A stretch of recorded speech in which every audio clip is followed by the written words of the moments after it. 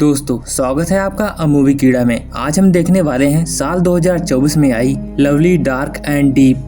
यह कहानी पूरी तरीके से रहस्य से भरी हुई है। इस कहानी में एक ऐसा जंगल दिखाया जाता है जहां पर अनगिनत फॉरेस्ट रेंजर्स गायब हो चुके हैं और साथ ही साथ इस जंगल के लोगों का यह मानना है कि इस जंगल में जो भी जाता है वह जिंदा कभी वापस नहीं आता। लेकिन इस जंगल में कौन से रहस्य हैं, कौन सा शैतान है, कौन सा श्राप है, जानेंगे आज की इस कहानी में। तो अगर तुम चैनल पर नए हो तो चैनल को सब्सक्राइब कर लो, क्योंकि ऐसे ही बढ़िया मूवीज मैं आपके लिए एक्सप्लेन करता रहता हूँ। और हाँ, वीडियो को लाइक करो चाहे न करो, लेकिन हाई पॉइंट जरूर दे देना। तो चलो कहानी को शुरू से शुरू करते हैं। कहानी की शुरुआत होती है एक फॉरेस्ट गार्ड को दिखाते हुए, जो कि एक कागज पर कुछ लिख रहा था। उस कागज पर जो भी लिखा था वह एक जगह चिपकाकर वहाँ से चला जाता है, जिस पर कि लिखा गया था कि मैं इस जंगल से एक शरीर उधार ले जा रहा हूँ। आखिर इस फॉरेस्ट रेंजर ने ऐसा क्यों लिखा, यह कहानी में ही हमें पता लगेगा। जिसके बाद सीन शिफ्ट होता है 3 साल आगे का सीन दिखाया जाता है, जहाँ पर एक गाड़ी सुनसान रास्ते में अंधेरी रात में जा रही थी। उस गाड़ी में बैठी हुई थी लेलन नाम की एक लड़की, जो कि एक फॉरेस्ट रेंजर थी और पहली बार अपनी ड्यूटी पर जा रही थी, वो भी उसी जंगल में। लेकिन अचानक से उसकी गाड़ी के सामने एक काला हिरण आ जाता है और पलक झपकते ही वह गायब हो जाता है। लेलन इन सब पर ज्यादा ध्यान नहीं देती और गाड़ी चलाकर अपने हेडक्वार्टर पहुंच जाती है, जहां पर लेलन के साथ साथ कई और सारे भी फॉरेस्ट रेंजर्स थे, जिनको की समझाया जा रहा था कि आपकी ड्यूटी कौन कौन से कैंप में लगेगी। और वहाँ पर लेलन देखती है कि कई सारे फॉरेस्ट रेंजर की वहाँ पर तस्वीरें लगी थी, जो कि उसी जंगल में गायब हो गए थे। लेलन यहाँ सब देखकर हैरान थी, आखिर इतने सारे लोग इस जंगल से गायब कैसे हो जाते हैं। खैर, इन सब के बाद में फॉरेस्ट रेंजर मैनेजर इन सब को यहाँ पर जंगल के रूल बताता है कि वह जंगल की किसी भी चीज को उठाकर अपने पास नहीं रखेंगे और न ही किसी सामान को जंगल में छोड़ेंगे। और इसमें सबसे ध्यान देने वाली बात यह थी कि वहाँ पर कोई मरेगा नहीं। मैनेजर की यह बातें लेलन के साथ साथ किसी को भी समझ में नहीं आ रही थी, सबके सिर के ऊपर से जा रही थी कि आखिर यह मैनेजर कहना क्या चाहता है। खैर, अब इन सबको अपने कैंप में जाना था, इसी की वजह से सभी अपने सामान को पैक करने लगते हैं। तभी लेलन के पास 2 कपल आते हैं, मिस्टर और मिसेस हीमैन। दरअसल यह दोनों भी उसी जंगल में कैंपिंग करने जा रहे थे और दोनों लेलन के गांव के ही रहने वाले थे, इसीलिए वह उनसे प्यार से बात कर रही थी। खैर, इन सब के बाद लेलन अपने सारे सामान को लेकर हेलीकॉप्टर तक पहुंचती है और हेलीकॉप्टर से उसके साथ कई और रेंजर को उसकी लोकेशन तक हेलीकॉप्टर से छोड़ दिया जाता है। जिसके बाद हम देखते हैं कि मूवी की शुरुआत में जो कैंप दिखाया गया था वह कैंप लेलन को मिला था। लेलन अंदर जाने के बाद वहाँ की अच्छे से सफाई करती है और कैंप के आसपास के नज़ारे को भी देखती है। खैर, रात को डिनर करने के बाद जब वह सोने जा रही थी तब वह अपने जेब से एक फोटो निकालकर उसे देखने लगती है, जिसमें कि उसके मॉम डैड के साथ साथ उसकी छोटी बहन के भी फोटो थी। और इंटरेस्टिंग बात बताऊं तो वह उसी बहन को ढूंढने के लिए आई थी, क्योंकि इसी जंगल में उसकी बहन एक बार खो गई थी और इसी वजह से आज लेलन एक फॉरेस्ट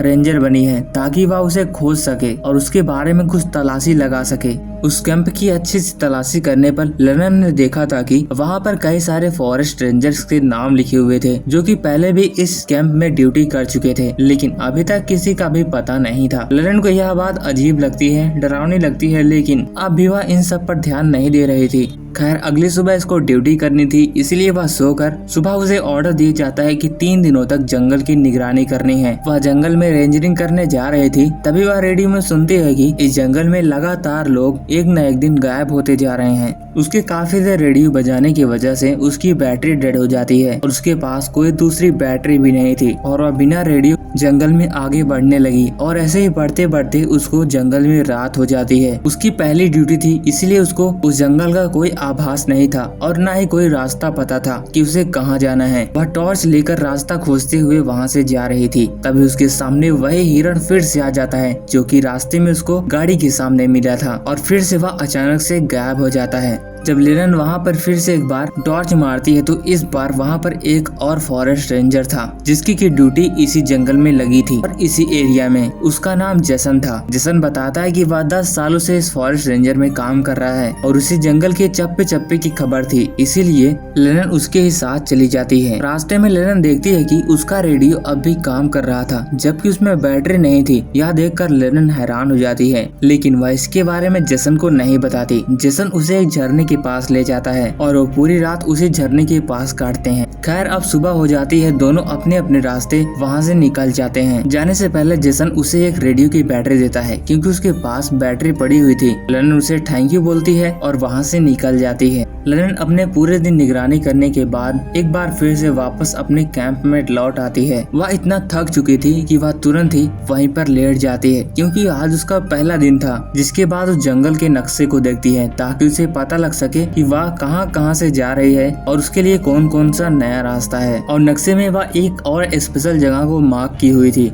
जहाँ पर उसने अपनी बहन को खोया हुआ था और इसीलिए वह बार बार उसी जगह जाकर अपनी जांच किया करती थी कि कुछ भी सबूत तो मिले कि वह जिंदा है भी या नहीं। ऐसे ही ड्यूटी करते करते उसके कई दिन बीत जाते हैं। एक दिन रात को जब लेनन सो रही थी तभी उसे कैंप के बाहर से किसी की मदद मांगने की आवाज आ रही थी। जब वह बाहर जाकर देखती है कि एक आदमी घायल हालात में उसके दरवाजे पर ही खड़ा था। जैसे ही वह दरवाजा खोलती है वह घायल आदमी जंगल की ओर भागने लगता है। उसे भागता हुआ देख लेनन ने अपनी टॉर्च लेकर उसके पीछे जाती है, लेकिन वह आदमी फिर से एक बार हिरण की तरह गायब हो गया। लेनन यह सब देखकर अब समझ गई थी कि इस जंगल में कुछ न कुछ तो गड़बड़ जरूर है क्योंकि ऐसा बार बार नहीं हो सकता था। न ही उसकी आंखों का भ्रम था और इन्हीं सब की वजह से उसके पैर में चोट भी लग गई थी। लंगड़ाते हुए किसी तरह अपने कैंप में वापस आती है। खैर इसकी सुबह में देखते हैं कि लेनन अपने पाँव में पट्टी कर रही थी। लेनन रात में हुए कांड के बारे में अपने सीनियर को बताती है जहां पर उसे पता लगता है कि जो दो लोग यहां पर कैंपिंग करने के लिए आए थे वह इस रात को गायब हो गए और वह इन्हीं सब को ढूंढने के लिए आज कई सारे रेंजर्स को जंगल में भेज रहे थे, लेकिन लेनन को आराम करने के लिए कहते थे क्योंकि उसके पैर में चोट लगी थी और उसकी हालात ऐसी नहीं थी कि वह जंगल में जा सके। लेकिन वह मैनेजर और सीनियर की बात को नहीं मानती और एक नोटिस छोड़कर जंगल में निकल जाती है सारा को ढूंढने के लिए। जंगल पर जाने पर उसको उसके बचपन की झलक दिखाई देने लगी और उस झलक को देखकर वह एक बार चिल्ला उठती है। यह सब देखकर लेनन की सांसें तेजी से फूलने लगती है और वह पानी पीकर थोड़ा आराम करती है, लेकिन वह फिर से हिम्मत बांधकर सारा को ढूंढने के लिए निकल जाती है। अब तो उसे ढूंढते ढूंढते रात हो चुकी थी। काफी देर जंगल में ढूंढने के बाद लेनन को एक लड़की मिलती है जो कि एक अजीब हालात में खड़ी हुई थी। जब वह लड़की सारा की ओर पलटती है तब जाकर उसे पता लगा कि यह सारा है। सारा तो मिल जाती है लेकिन उसका बॉयफ्रेंड अभी भी नहीं मिला था। लेनन ने अब सारा को ढूंढ लिया था, इसीलिए वह बाकी के रेंजर्स को बुला लेती है, लेकिन इस पर लेनन को खूब डांट पड़ती है कि तुम तो मना किया गया था कि तुम जंगल में मत आना, तुम फिर भी कानून को तोड़कर जंगल में आई, तुम्हें तो इसकी सजा मिलेगी और 7 दिन बाद तुम सस्पेंड हो जाओगी। खैर इन सब के होने के बाद वह अपने कैंप में लौटती है जहाँ पर उसे कहा गया था कि तुम 7 दिन इस कैंप से बाहर नहीं निकलोगी, लेकिन लेनन किसकी मानने वाली थी। वह अगले दिन फिर से रूल को तोड़ते हुए कैंप से बाहर निकल जाती है। वह समय रात का था, उसे लगा कि उसका कोई पीछा कर रहा है, इसीलिए वह वापस जंगल में लगाए गए टेंट में वापस लौट आती है। वह साया अब भी उसके पीछे था और टेंट के आर पार दिख रहा था, जिस पर कि लेनन कहती है कि तुम जो कोई भी हो यहाँ से भाग जाओ, मेरे पास बंदूक है, मैं तुम्हें मार दूंगी। और वह यह सुनकर वहाँ से भाग जाता है। तब उसके रेडियो पर एक मैसेज आता है कि जंगल में एक आदमी खो गया है। लेनन को लगा कि जो साया उसका पीछा कर रहा था शायद वह वही आदमी हो और वह उसे खोजने के लिए वहाँ से निकल जाती है और वह फिर से टार्च लेकर उस आदमी को ढूंढने के लिए जंगल में निकल जाती है। जंगल के काफी आगे जाने के बाद वह एक ऐसी जगह पर पहुँच जाती है जहाँ से उसे लग रहा था कि उसके बगल में उसका गाँव है। लेनन को यह चीज बहुत कंफ्यूजिंग लगती है कि आखिर वह इतने जल्दी अपने गाँव कैसे पहुँच सकती है। तभी उसके रेडियो से फिर से एक बार आवाज आती है कि लेनन जहाँ हो एकदम बिल्कुल ठीक जगह पर हो। यह आवाज सुनकर लेनन वहाँ से भागने लगी। वह भाग रही थी तभी उसके पैर से एक पत्थर टकराता है और वह नीचे गिर जाती है। उसके सर में चोट लग जाती है जिसकी वजह से वह वहीं बेहोश हो जाती है। जब उसे होश आता है तो वह देखती है कि अब तो सुबह हो चुकी थी और उसे आंख खुलते हुए एक दृश्य दिखाई देता है कि उसकी बहन उसे कहती है मेरे चीज जो तुम ली हो वो वापस कर दो। लेनन को यह बात समझ में नहीं आ रही थी आखिर वह कौन सी चीज है जिसकी बात यह कह रही है। तो उसे मैनेजर की वह बात भी याद आती है कि आखिर जंगल से कुछ लेना नहीं है और न ही कोई अपनी चीज वहाँ पर छोड़ना है और जान तो बिल्कुल भी नहीं देनी। लेनन को वहाँ पर कोई भी बात समझ में नहीं आ रही थी। वह बार बार रेडियो से कांटेक्ट करती लेकिन कुछ भी समझ नहीं आता। तभी वह देखती है कि एक साया पेड़ के ऊपर से नीचे आ रहा था। वह साया किसी और का नहीं बल्कि सारा का ही था। सारा की आंखें एकदम डरावनी हो गई थी। लेनन को लगा कि मैंने तो इसे पहले बचा लिया था लेकिन अब क्या, और वह उसे देखकर काफी डर जाती है और वहीं पर अपना सिर झुकाकर वहीं पर बैठ जाती है। तब उसे याद आता है कि सही कहा था रेंजर मैनेजर ने कि यहाँ पर किसी भी चीज को छूना नहीं है और किसी भी चीज को ले आना नहीं है, जबकि वह बचाने के लिए सारा को चली गई थी और इसीलिए उसके साथ यह सब हो रहा है और जंगल का श्राप अब उसके